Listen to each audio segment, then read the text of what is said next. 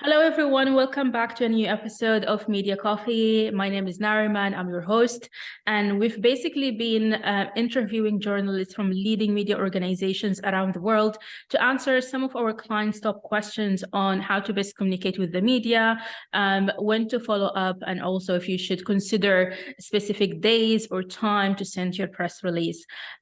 Media Coffee comes to you from CISN, and we are a global provider of earned media software and services for PR agencies and comms professionals. I'm so happy today to be joined by Felicia Persaud, and she's basically an entrepreneur and founder of CaribPR Wire, sorry. So yeah, Felicia, would you please just start by introducing yourself and tell us a little bit about you, your experience, and also your work? Oh, absolutely, Nariman. It's really a pleasure to be joining you. You know, we've been a partner for a number of years now, so it's quite an honor to be here. I was actually a journalist before I became an entrepreneur and founder of CaribPR Wire. So I actually like to tell people I wear both hats sometimes, so I know, both sides of the coin, and essentially am able to guide, especially clients and people who want to be clients, in terms of how they best can really send out the best press release and get the best guaranteed placements and pickups from their news organization, because news is, of course, very key in this content world. That's really great. I really like to interview people, or at least talk to people who have an experience on both sides. So you were a journalist, and obviously a lot of the conversations that I have with journalists in this show is related to press releases and how clients can craft a press release to attract journalist attention. So before we jump into that, can you just tell us a little bit about PR Wire, and also when did it start, and a little bit about your partnership with CISN or PR Newswire? Sure. I was a journalist for many years, working in radio, in print, and digital, and then decided I didn't want to run around anymore and do the beats anymore. So I founded CaribPR Wire because there was a huge vacuum. There was never a PR wire that really focused on the Caribbean. And so I saw that niche, and being a journalist with relationships in the media, that's how we started CaribPR Wire in 2005. It is still the only PR wire for the Caribbean, and we entered our partnership with CISN actually a year later. So we were very, very lucky and very excited, and we have been a partner since 2006 with CISN, and we keep growing that relationship. And how do you think this partnership has helped or benefited your clients? Well, I think it definitely has benefited, especially before they had no relationship in that region. They could not serve the Caribbean region. And so it's been a big boon for them to be able to actually target this region with us, and us being able to offer this to their clients. But then the flip side is that they are also able to give us the opportunity to present our clients with the global reach that we couldn't do on our own. And so that is really how the relationship works. It's very symbiotic, where they're able to reach the region, and now we're able to offer all these other services to our clients that we don't have to, add and actually put the money in place to create the infrastructure. And we just have this really great partnership that really works well. And Felicia, a lot of the questions that we usually get from clients is how, if for example, they're targeting a country or a region or an audience that they have never reached out before. So for example, for companies, European companies coming to the US and wanting to target the Caribbean community in the US, or at least or published to Caribbean countries. So what would you say, what would you advise them to do in terms of writing the press release and the type of news as well that they need to pay attention to? Sure. I always use the phrase geo-targeting, or in digital marketing speak, they say geo-fencing. And it's really the same thing. You have to understand like the region that you're really trying to reach and the media, and then understand that you have to have a story that actually appeals to them. So a general story about your earnings report, for instance, that is an international story is not really going to appeal to Caribbean media unless there is something specific, unless you have a partner in the region that actually contributed to that earnings, or you invested there. So you really have to make sure that the story that you're telling is relatable to that. And then I always tell people, listen, think like a journalist and also a reader, because that is really what makes you stand out in this content overload world. You have to be able to present a story that people will say, aha, that is really a great story. Let's pick up on it. And that's what you need to think about. So don't just do a general press release for everybody and send it out to every single media region or newsline in the world. Think, if you're targeting the Caribbean, think about what exactly your story can say that would appeal to the media there and is relatable and is newsworthy in that region. And do you think there is any cultural differences that companies need to keep in mind when they are targeting the Caribbean market? And I'm asking these questions because when I read online or follow news on social media, for example, there's always, when companies sometimes have issues with cultural issues, for example, related to their press release or the way that they offer or talk about their product. So I just wanted to figure out if there's any kind of like specific characteristics or cultural characteristic that people need to keep in mind when they're targeting the Caribbean community in the US versus the general audience in the US.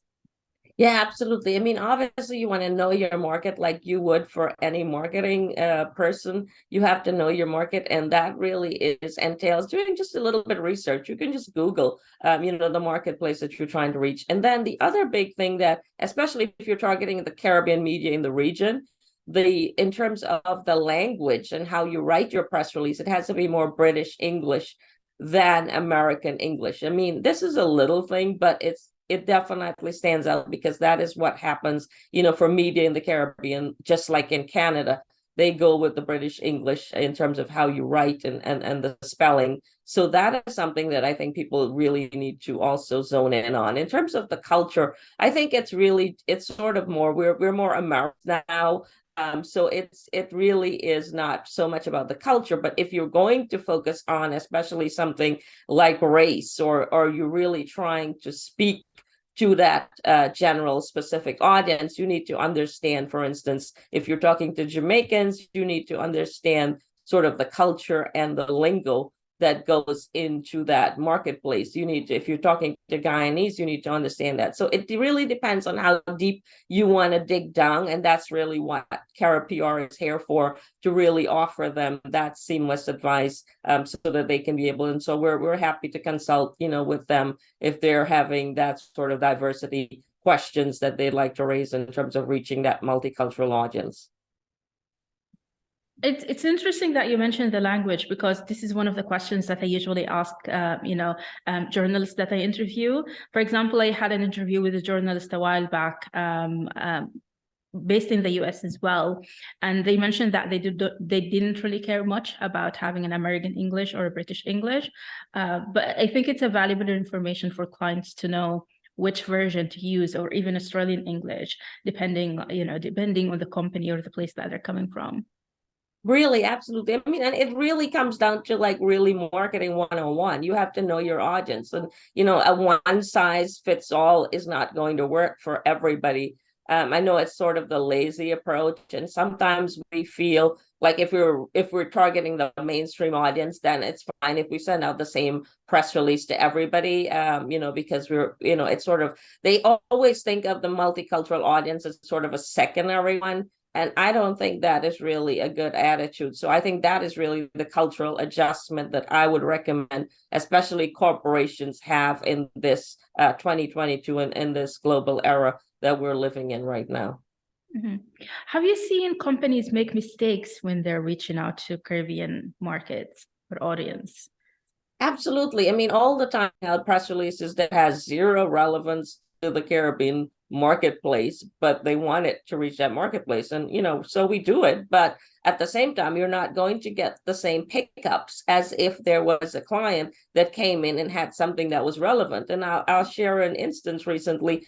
We had this client that actually wanted to reach the Caribbean marketplace, but they wanted to use the same press release that they were sending out to Latin America. And I said to them, you can't do that because it's really not going to get as much pickups. And they were very insistent. And we said, okay, no problem. We'll do it and guarantee the placements that we usually do, but we're not going to say that they're going to be other media that are going to pick this up.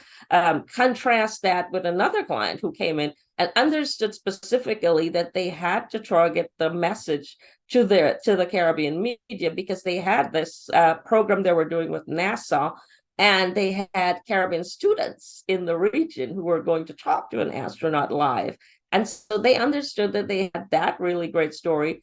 And that got so much coverage. In fact, the media in the region not just picked up the press release, pre-press release, but they actually covered the actual call that the students made with the astronauts. And so this client was able to get post coverage as well, which was added value that they didn't have to pay for. And so that is really the thing that happens when you really zone in and pay attention, as just like you would when you're reading an article online now. We zone out a lot of things that we don't want to read if it doesn't fit into what our values are. And it's the same thing. The reader is doing that. The media is doing that. And if you have a really great story idea and you send out a press release, something that is of human interest, something that stands out, trust me, the media is going to pick it up and they're going to zone in on that story. And that's really what you want to do. You want to be able, because no matter what content overload we're in, everybody loves a great story. And that's what you have to become, is a storyteller. So picking up on the storytelling that you just said, again, we always have this, and this is literally the core reason why we're doing this interview, is just to get insight from journalists or people who worked in journalism, which is in your case you did.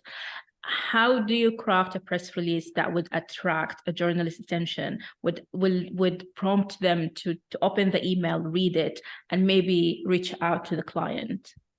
Absolutely. So there are a couple of things, and like I said, the first thing is to come up with a great story idea.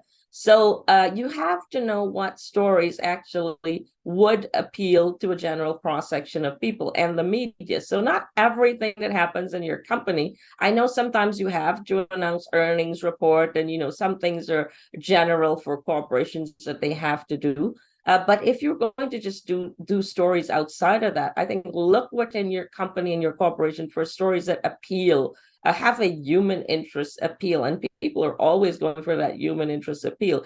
So for instance, maybe you have appointed someone who has Caribbean heritage, who is Black, really a big director now. You've appointed them to a major director position in your corporation. And this is big news. So you need to also find that niche when you're sending out, targeting a press release to the Caribbean, or if you're targeting it to Latin America and they have that heritage, say they're Hispanic heritage. We had an instance recently where there was a Barbadian immigrant. He had roots there, and now he's like one of the top people on Wall Street. And this bank appointed him to their board of directors, but refused. They didn't even think of putting that fact in the press release. Now, the press release, it just said, oh, we've appointed this person to this position. And nobody in the Caribbean knew that this guy had roots there. So it's like they missed that whole opportunity to be more culturally relevant and to get the sort of additional coverage. And so that's what it really takes. It takes somebody who has been on the other side. I think the communications professionals who are in these capacity and who are writing these press releases think like a journalist.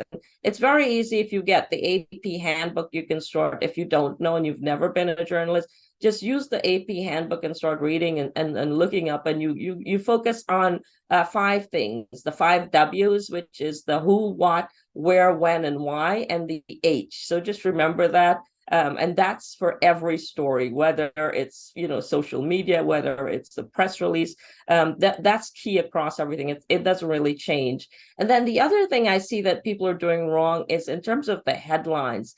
with these very lengthy headlines that go on forever. I mean, in this search engine optimized era that we're living in, you have to make sure your headlines are very snappy and they grab attention. And so that's where the subject of really attracting attention comes in. So you have 60 character headlines should be the most that you do, or 6 words in a headline, and then you can have a subheadline, and then your lead should always be what exactly the story is. That you want to make sure that that tells the story in a synopsis. So if I'm reading the first paragraph, I already know exactly what the story is. And if I don't want to go down further, then that's fine, because I've already gotten that story and I'm like, oh, this is a great story. Now let's see how we can develop that story. And that is what journalists do. I was a news editor for many years as well. As a journalist, I know how media thinks.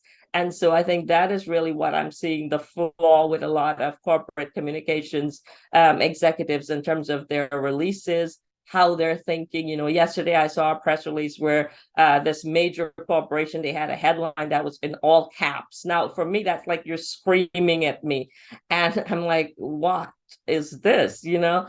And so those are just little things that you have to pay attention to. And if you don't know, then reach out to, you know, PR Newswire, reach out to us, and we'll be happy to guide you and tell you exactly, you know, how to really get this right. What your answer basically made me think is it worth it for companies to keep their PR in-house, or do you think they should go and seek an agency, a PR agency, or you know, advice from other places? You know, excellent question. You know, I think it can be both. It's just a matter of the knowledge, because I've seen PR agencies whoever they're hiring have no clue how to write a press release either. They have no concept. Most of them that I have seen have zero concept of newswork, because the press releases that they craft for their clients, I'm like, are you kidding me? I mean, this has zero newswork. What exactly are you saying? You know, this is more of like an ad. I mean, you should take out an ad if that's really what you're looking for. So I think that is really, it really comes down to training, and maybe PR Newswire through these videos can be adding value to clients, where if they pay attention, they can actually learn something. And then maybe we can do a press release writing. You know, trying is key. But most importantly, you have to first understand what exactly is your story idea, and is your story idea really newsworthy enough to send out a press release? And that's where I think a lot of people are failing. Mm-hmm, mm-hmm. Yeah, thank you so much for this. So just focusing a little bit on the press release itself, I'm sure you receive a lot of press releases on a daily basis. So can you just tell me roughly how many press releases do you get per day? Yeah, we get like maybe about 20 press releases that we're processing on a daily basis for the CaribPR Wire. But then we also get a lot more for our news side. So we're always getting press releases because we have News Americas as well. And we're always getting press releases over there that is constant. And so that's really where we see a lot of the, you know, a lot of the flaws as well in terms of they're pitching us stories. News Americas, for instance, is a Black immigrant daily news, and we focus more on the Black immigrant. We're always getting pitches from people that are just completely irrelevant to that niche. And so that's really what makes it so frustrating sometimes. It's like, do you even pay attention to what exactly we focus on? And so that really is, I think it's really one of my pet peeves. So that's why I keep going back to it. No, it makes sense, because I spoke to someone from the Latin community as well, and that's one of the issues that they had when talking to clients that who wants us to focus on the Latin, specifically on the Latin community, but they don't get the differences between different communities and the different places. So yeah, absolutely makes sense. I just wanted to ask, like, how do you verify the accuracy of the press releases that you get? And even like drawing from your own experience from the time that you were working as a journalist. So if you receive it from other sources, or like, is it, so let me rephrase this. Would you rather receive press releases from like big and well-known companies, agencies? And if you received it from smaller companies, how do you verify the accuracy of the information that they provided you with? Excellent point. I mean, we mostly, of course, push the press releases that are coming out of the PR Newswire, because we know it's gone through the process. We know it's been verified. For other news releases that are coming into CaribPR Wire, we mostly look at the agencies or the PR agencies that are actually sending it out, and then figure out whether it has newswork for what we focus on in our niche. The other thing that we look at is for the smaller publicists who are pitching, their clients, we look more at the human interest story. So that's really how we kind of keep ourselves very focused and differentiate from other media and make sure that what we're publishing is actually valid and very credible information.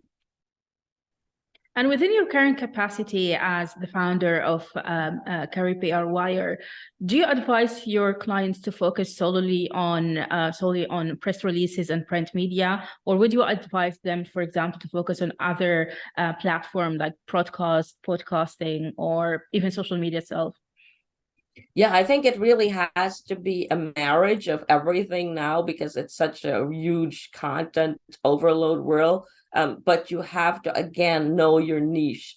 So what exactly is your target market? As they say, what avatar are you talking to? That is what you have to know. So if you don't know that, then you're wasting time. You're knocking on every door, you're putting it all over the place, and nobody's really paying attention. Because, in this overload world, you're talking about probably sometimes to 20%, if that much, of the people. And if you don't zone in on that 20% and understand what exactly their pain needs are. So when you're issuing a story, for instance, think of it as a neuromarketing study. What exactly would appeal to my emotion? If I was to see your story out there and all of these things that are coming at me, the New York Times, the Post, everything that's coming at me daily, how do you stand out? What exactly makes that headline of yours stand out? And what exactly is your story that will tug at my heart and say, you know what, Felicia, you have to read the story because this is really important, and that's what you have to know. For instance, if you're creating something and you have some big innovative idea, then that's a big story. People also, Nariman, have to look at what is trending. That's another big thing nowadays. If you pay attention as a corporate executive to what is trending, and then you push your press release or your news item towards that. So maybe you can comment. You have an executive within your corporation that can actually comment on something that is newsworthy, that is trending, or you want to create a press release about something that is trending. So for instance, I saw recently where there was a story from Qatar that actually said there was this innovative, immigrant professor at the university who created this cooling system that actually is now cooling the stadiums. Now, usually that is such a boring story if you just issue a press release that says this, but because of the World Cup and the interest in the World Cup, that now becomes a major story. And so that is really what you have to look at. You have to and how you want to actually use your press releases and your company to position yourself now. There is Native American holidays, there is Caribbean American Heritage Month, Hispanic Heritage Month. And so you also have to have a calendar. I suggest you have an editorial calendar that actually does create press releases and stories around that.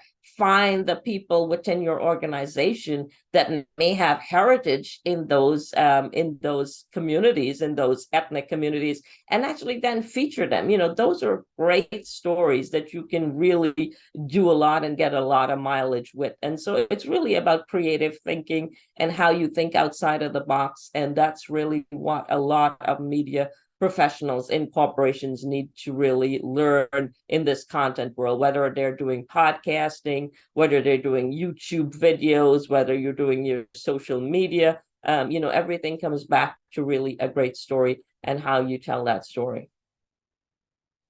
It's interesting that you mentioned this story because the professor is Sudanese, is from Sudan, and I'm Sudanese as well.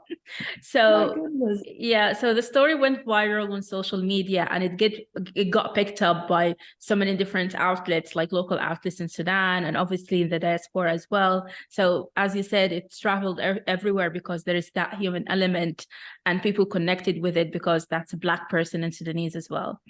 Yeah, absolutely. And he's an immigrant. That's really the thing. I mean, I saw the story today and I was like, oh my goodness. That in fact, it's so funny because that's the only story from the New York Times that I read today. And I looked up all the headlines, but that's the only story I really read.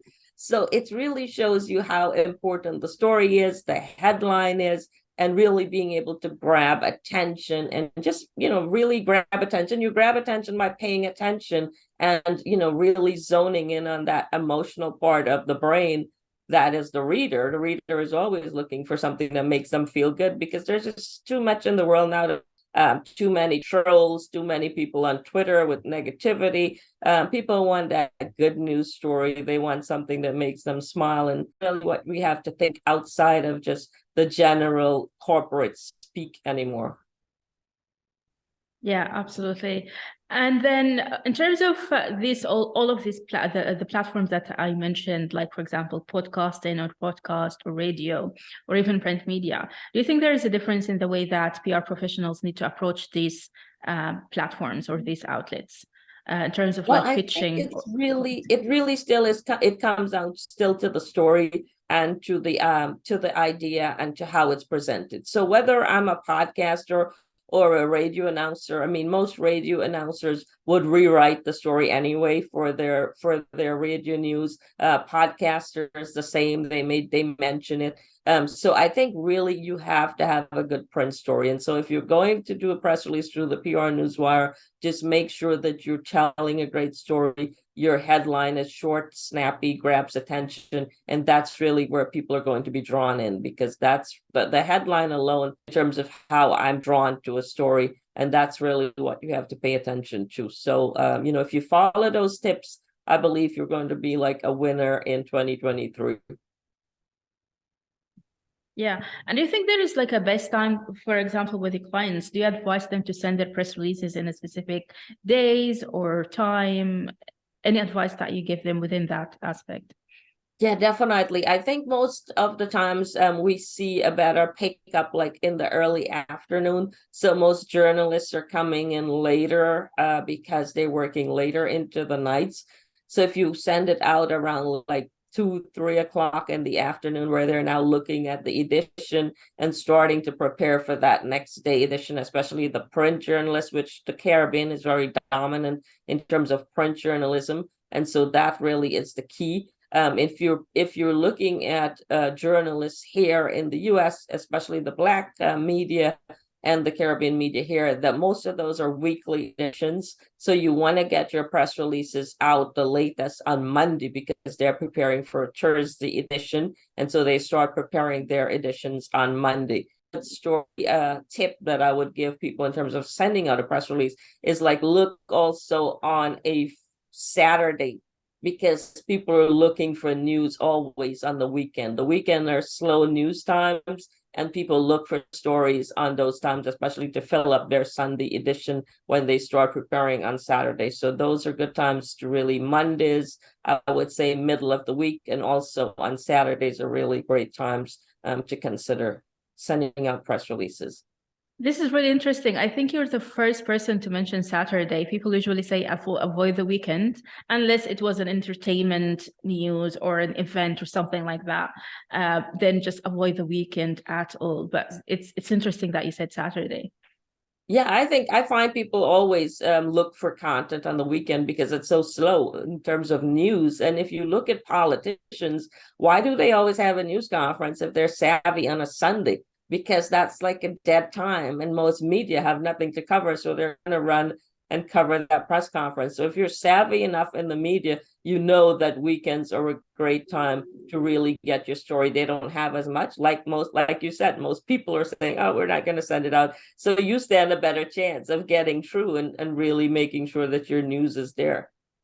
Yeah, absolutely, absolutely. And do you follow up with journalists when you send on behalf of your clients, when you send their press releases, and how do you follow up with them? Well, we mostly send the press releases to them, and then if they query, then we would actually refer them to the contact on the press release. But most of the times it's email. I think most journalists are just way too busy to take phone calls and to attend press conferences.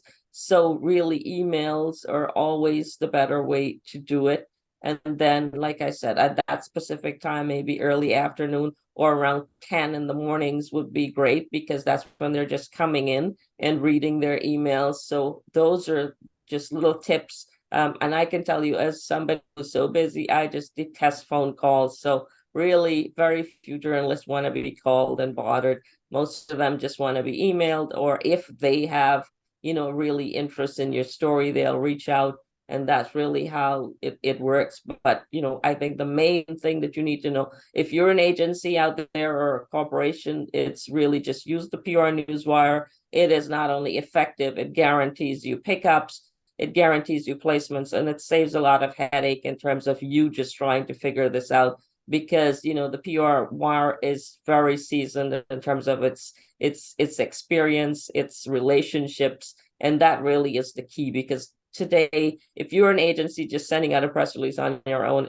I can guarantee it's not going to get as many pickups or even notice unless you send it out with a wire service that really has those relationships. So that will be my final, I think, thought for people who are looking to really be more effective in 2023. Would you advise companies to try and approach journalists in the Caribbean via, for example, LinkedIn, social media, Twitter, for example, or do you think it's better to always start with an email and then follow up later on with a phone call, for example?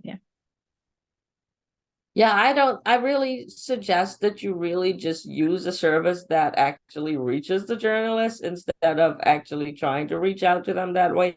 Most people are just very wary now, especially with LinkedIn. To me, it's such a spam network that it's like everybody's sending you requests because they want something. And you really don't want to do that at all. You want to really use a company that actually has the relationship and really make sure that you can work through them. And that really, I think, is where we come in as CaribPR Wire. A lot of companies see the value in that because we have the relationship, we understand the demographic, we can really have a better insight in terms of guiding you and advising you in terms of how to outreach and how to really, approach the journalist there. But really, to me, it's just really not going to work. It's not effective.